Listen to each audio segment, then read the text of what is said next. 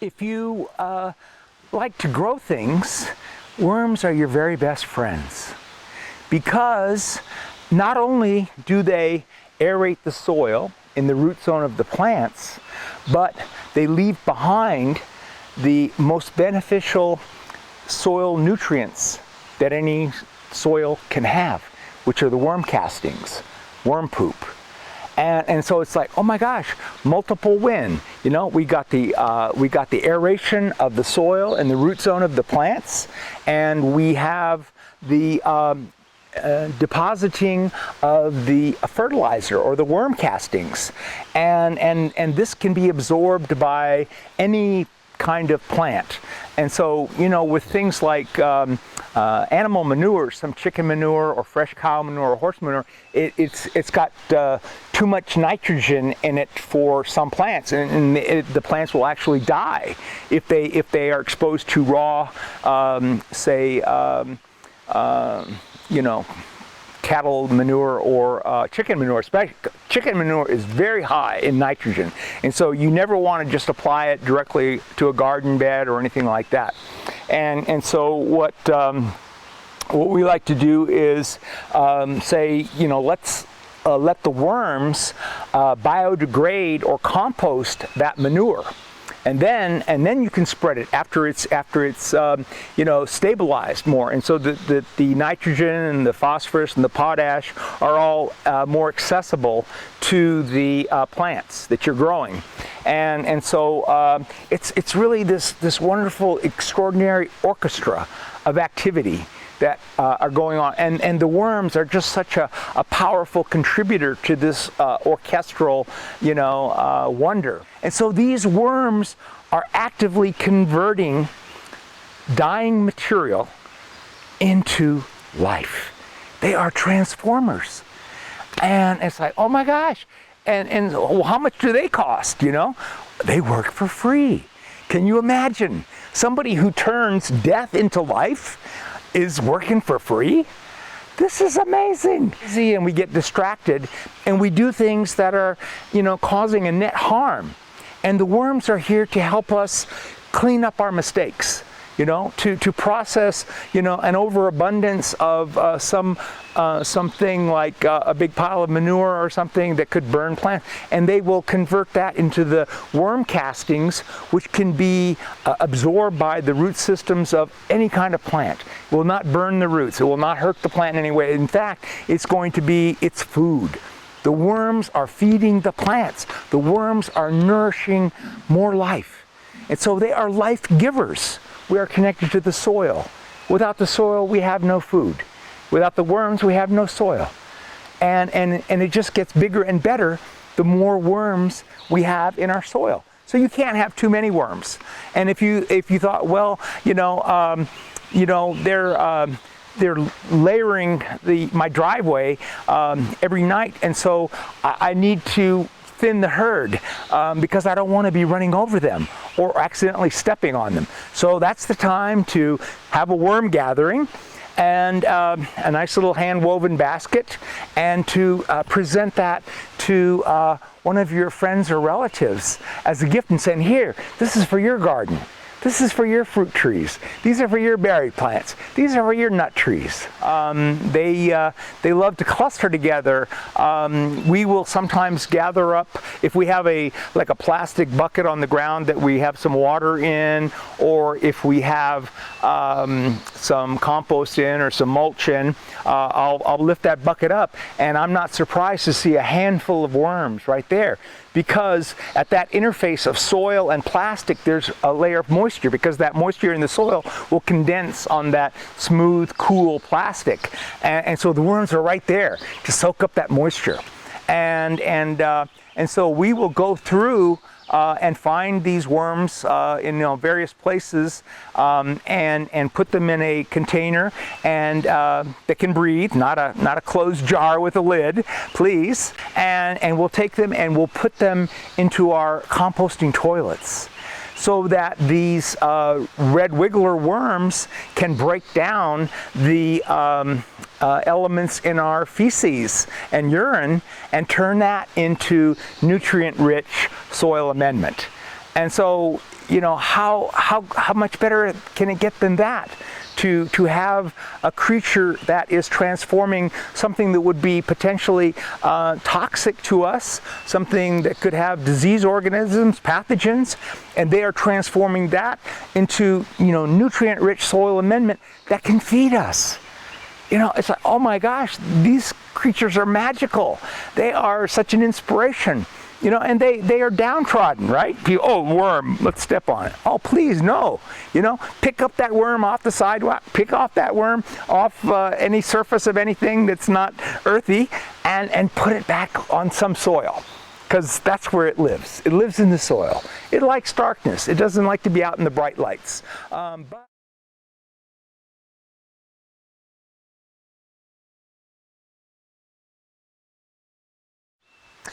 And so this idea of worms needing to be everywhere in every person's garden is, I think, pretty essential, because they are, you know, the soil needs to be aerated.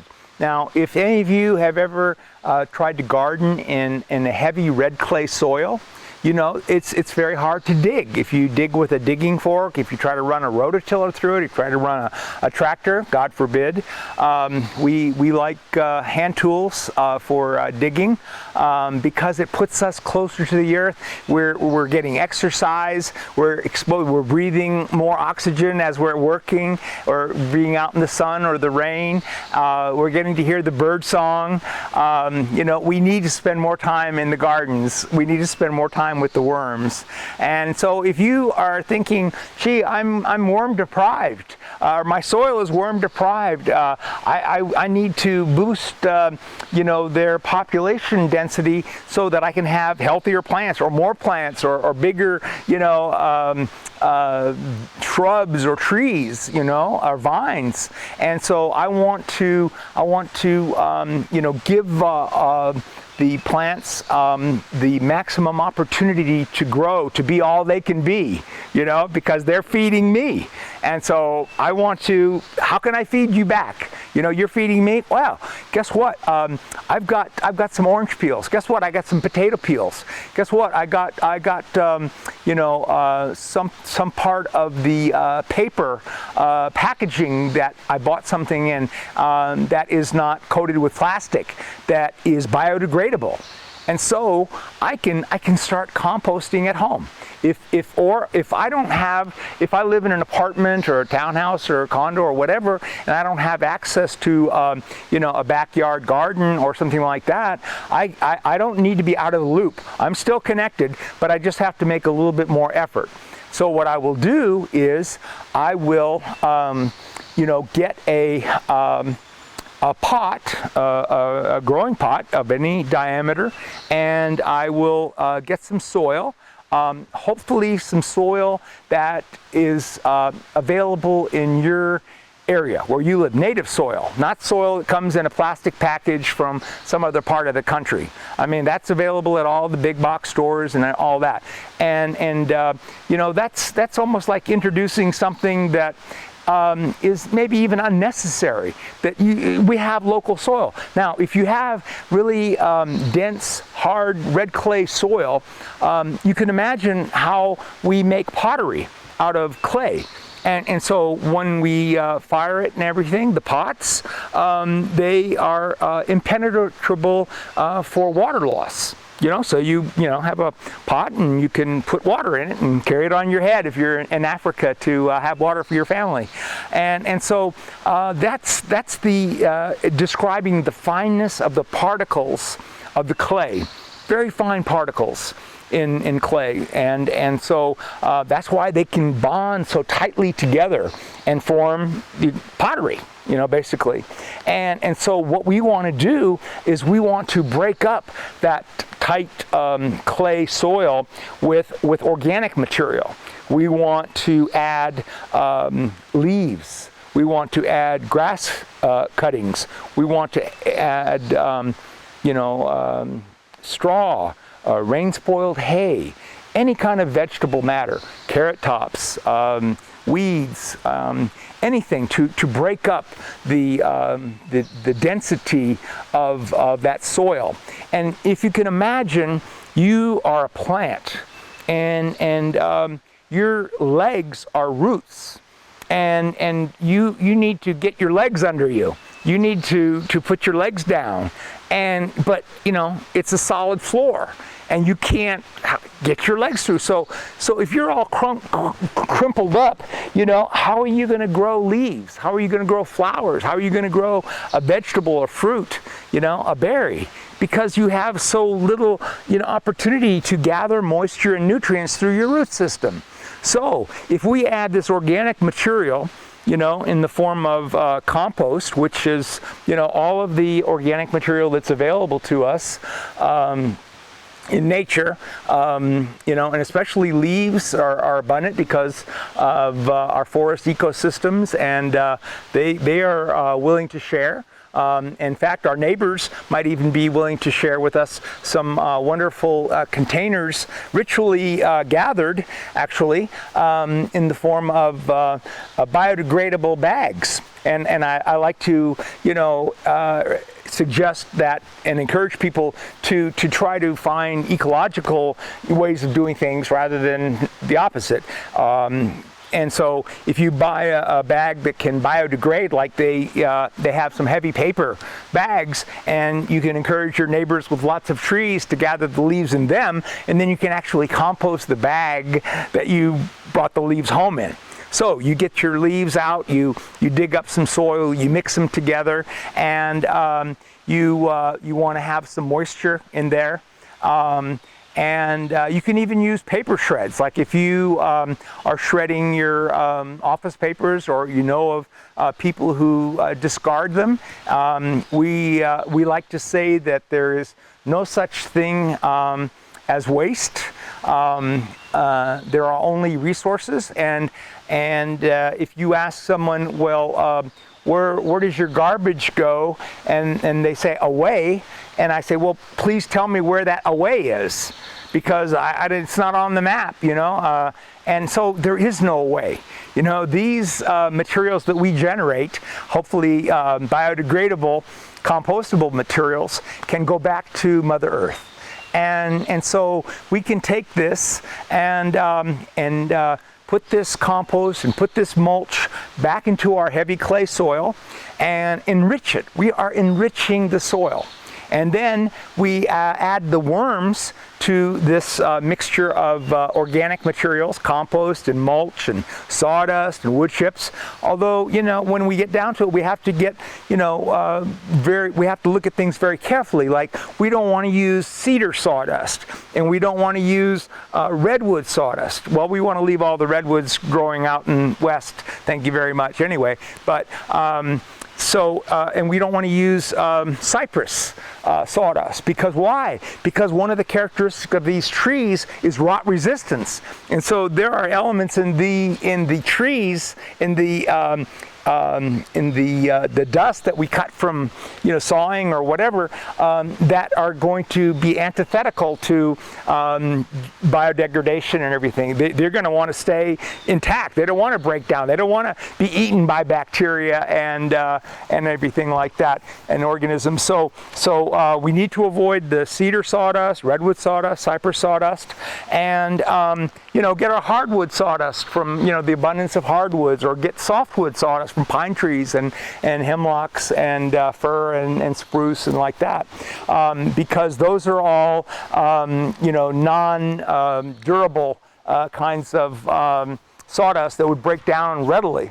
And so this is really important, and you know, we might even want to start, you know, talking to our neighbors. Maybe we have a retirement community in our neighborhood, and they're, you know, they don't do horticulture therapy with their people, and so you know, maybe they're not fully utilizing, you know, their potato peels and their orange peels and their banana peels and you know, carrot tops or whatever, because the rabbits could process those carrot tops. Thank you very much.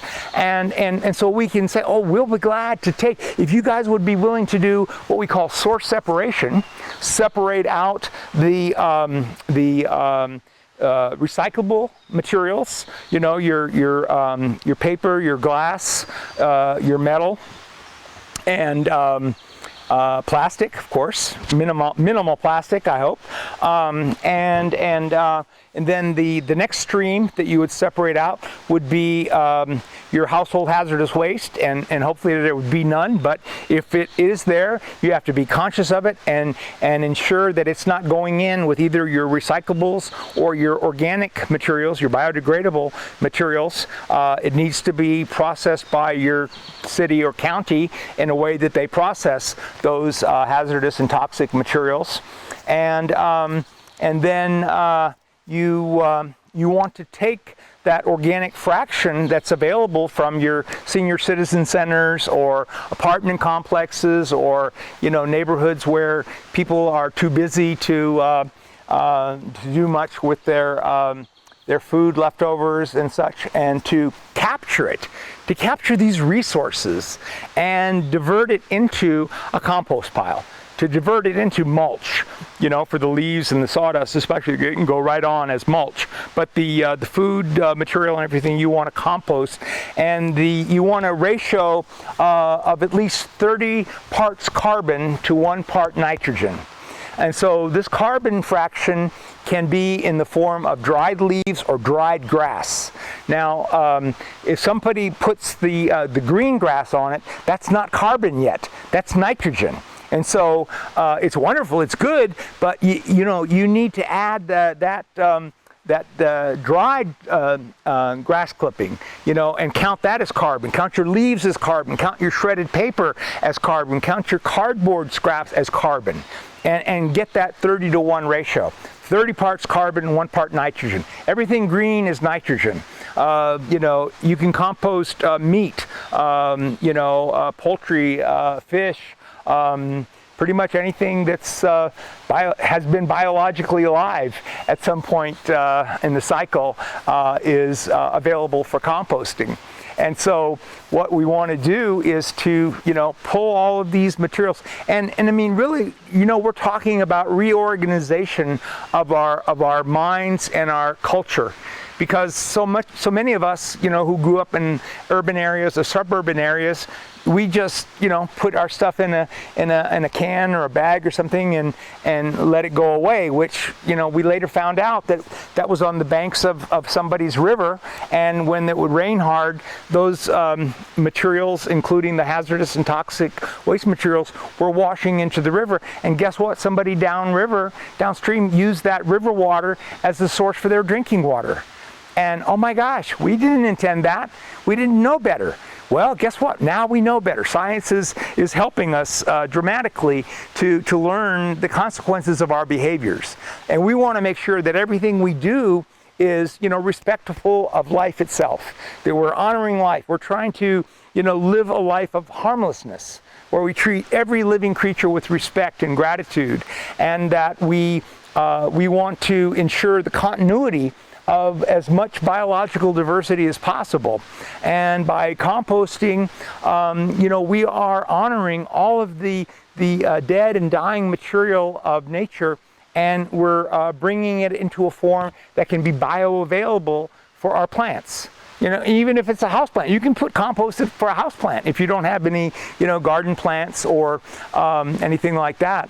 And so it's useful. And like I say, if you you know, are not able to do it yourself physically or whatever, make contact with the Boy Scouts or the Girl Scouts or some other youth group that has young, vibrant, high energy young people that would be willing and would be honored to be invited to harvest your organic material and, you know, convert it into mulch and compost, and then, you know, return it to the soil for community gardens.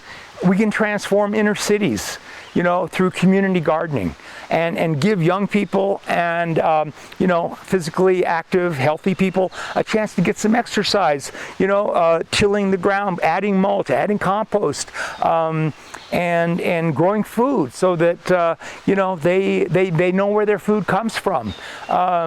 It used to be that every food molecule traveled over, I think, 2,000 miles, and I think it may be more now, because we have this huge carbon footprint on the movement of food from, Chile, or from Australia, or Tahiti, or California, or Florida, where the source of many of our winter vegetables. And so we've got this huge carbon footprint for the very food we're eating, And so if we can grow our food locally and consume it locally, we're eliminating all that expenditure of excess carbon. We need 30 parts carbon in our ratio for the compost, and that way it also enables us to, capture that carbon and do some resilient living. To feel like, oh, I'm trying to be more part of the solution than just part of the problem. And I want to help all my friends and neighbors who haven't realized that we have that choice, that opportunity. I want to help them say, oh, by the way, if you guys have anything that you're getting rid of in the way of food scraps or leaves or grass cuttings or any sawdust or anything like that, let me know. I'd be glad to come and pick it up, And so, a person can start where they are. They go, oh, I love all these stories and ideas, but I live in an apartment and I don't really, have any wherewithal to do all this stuff. And what can I do? Where can I start? Well, you can start with a potted plant, and you can start to, love and honor the soil that is feeding that plant. And you are being fed by the plant's beauty. And it's like, oh my, we have this opportunity for sacred reciprocity, this plant and me, and like, oh, I like this so much. I want more plants. I want more pots. Oh, I'm running out of room. Well, do you have a fire escape? Well, yeah, I do. Well, guess what? You can put your pots out on that fire escape in the city. And if you get enough sunlight and everything, you can grow plants out there, and maybe even some edible food plants, tomatoes and things like that. And you go, oh, I love this so much. I've outgrown my apartment. I've outgrown my balcony. What do I do next? Well, talk to your friends and neighbors. Talk to your urban planners. Find out if there are any vacant lots in your city that could be converted into a community garden. And then get the young people out, get the old people out. So we need to, branch out. We need to capture the organic streams of materials in our households and in our senior citizen centers and our recreation centers and our schools, hospitals, every place where people gather. We're going to generate, food scraps and paper packaging that may or may not be recyclable in your area. But if it's not plastic coated paper, it can be used for composting. And the worms are indispensable in helping this biological breakdown of materials happen, rapidly. And the conversion of those organic molecules into the castings, the worm poop, is beyond expression of gratitude, because that's life. That's life itself is embodied in these soil microorganisms, and that without them, there are no trees, there are no forests, there are no plant communities. We have to have that soil health. We can't be losing topsoil due to erosion and stream sedimentation and all of that. We need to value and treasure our soils like we would our own family members, because they are keeping us alive. We can't do anything to do any harm to any soil, because if we do so, we're harming ourselves, and we're harming not just ourselves, but we're harming future generations of every living species. If we lose our soil, we disappear. And along with so many other creatures, the scientists talk about the 6th level extinction event that we are creating now with human activity. And it's like, if we can identify this as an issue, as a concern, as a reality, we can reverse this. Now that we admit, we come in out of denial and we say, oh, we're not having any negative impact on Mother Earth. Oh, well, how about what the scientists are showing us here, there, and everywhere? Oh my gosh, we need to clean up our act, don't we? We need to be more responsible. Please bring the responsible adults into the room so we can have a conversation and get some good compost out there from our conversations. And that compost is going to be, you know, planting the future. And so really, if we love our lives, if we love the present moment, if we love our families and the extended families of Mother Nature, then we want to do what we can to be a part of the solution. And we've learned that we've been a great part of the destruction and the problem of things. Now, please let us learn how to be the solution for these things, and we will feel the energized particles in our bodies when we feel like we're more part of the solution than just part of the problem. And so this is really transformation at many different levels. So we transform the soil by adding fertility. We have the worms for aeration, providing the oxygen to the roots. We have the plant material that you know, we consume as food, and if there's leftover beanstalk or corn husk, you know, we turn that into compost, and then we return it to the Mother Earth, to the soils, to grow the next cycle of vegetables and fruits and berries and nut trees and all those good things. And we realize that, oh my gosh, we are an integral part of the fabric of life, and we can be, you know, conscious members of this, and we can do good with our lives and our work, and or we can be not so mindful, and we can be self-destructive as well as ecocidal. And so we need to do whatever we can to ensure its health and quality of life, and that comes through taking care of the soil, healthy soils, healthy plants, healthy food, healthy people, healthy choices, healthy decisions, healthy policies. Oh my gosh, I think it was Wendell Berry who said, we're all in business for our health.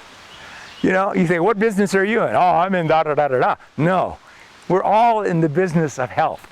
We all want to be healthy, we all want to be healed, we all want to be alive, you know, for as long as we can. And healthy soil, healthy worms, healthy compost, healthy mulch, healthy consciousness.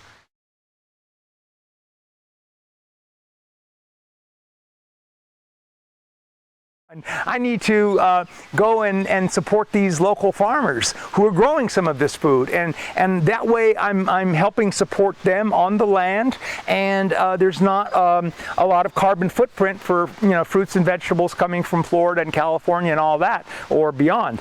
And so it's really important for folks to reconnect with the local growers, but that, you know, unlike many other growers or farmers, we encourage people to come year-round, because, you know, most farmers or growers, they're busy. They got compost to make, they got mulch to spread, they got animals to take care of, fence to build, you know, trees to water, whatever it may be. So they can't be just hanging out visiting all the time with everybody who shows up. As much as they might like to, they realize that, you know, they're committed to their plants and trees and vines and shrubs and fish and all of that, birds and four-legged. So they don't have a lot of time for talking. But, you know, here we are at the headwaters, and we have the hiking trails, so folks can enjoy that. We have the rainbow trout pond here where they can sit and have a picnic. We've got mountain spring water on tap in our community center kitchen. We've got edible landscape of heritage red raspberries, native blackcap raspberries, thornless blackberries, native blackberries, Himalayan blackberries, wineberries, and many different varieties of blueberries. And so people can come, you know, starting in about mid-June and throughout the summer and fall, because we have all these different varieties and things that are maturing and ripening at different points during the summer and fall. So if people say, oh, have I missed the season? And if it's not freezing cold out, you haven't missed the season, because that's kind of when things come to an end for us.